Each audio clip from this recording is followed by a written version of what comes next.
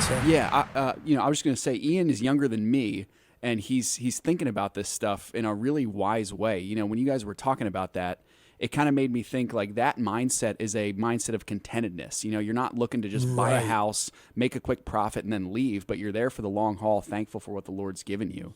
Yep.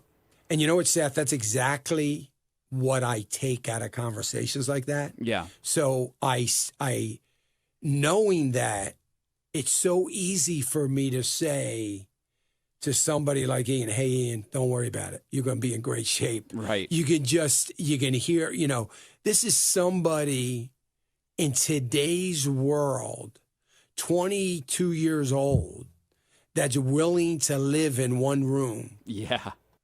For the sake of saving a little money and not getting into debt. So that tells you a lot about a person today. And it sure does. It is true. My wife and I spent our first 7 or 8 years of I'll say first 10 years. So about 3 years in, we spent in our marriage, we spent the next 10 years saying, don't you wish we still had our first house? I mean, we always did. We had a little twin house that we paid $34,000 for. That we said, if we still have that house, we probably would have had a house on the beach, or we would have, been able to save for some. And we always said, we said that, but we weren't believers. We didn't know the Lord. I knew nothing about the kind of responsibility that I know about now. Everything I learned the hard way.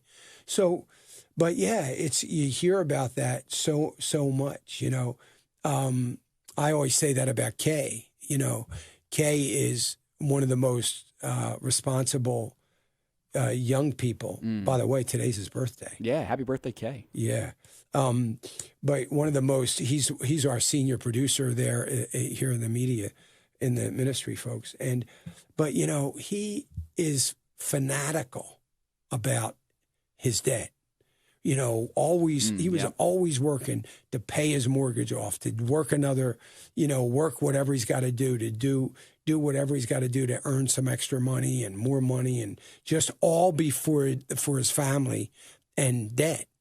And he's always been like that. And so I wonder what it's going to be like for him when he's 60. It's going to be a very different world for him than it was when I was 60, or when I was 50 or 40 or whatever. So it is, it's all about that contentment. You hit the nail on the head when you said, Ian was obviously a guy pretty content. You're right. You were right. Good stuff. Remember to click the subscribe button right here on the screen. And don't forget to hit the notification bell so you'll be notified when new content is added. And more importantly than anything, you don't want to miss all 3 live hours of Financial Issues every day from 9 to noon. And you can watch it on FISM.tv. That's FISM.tv.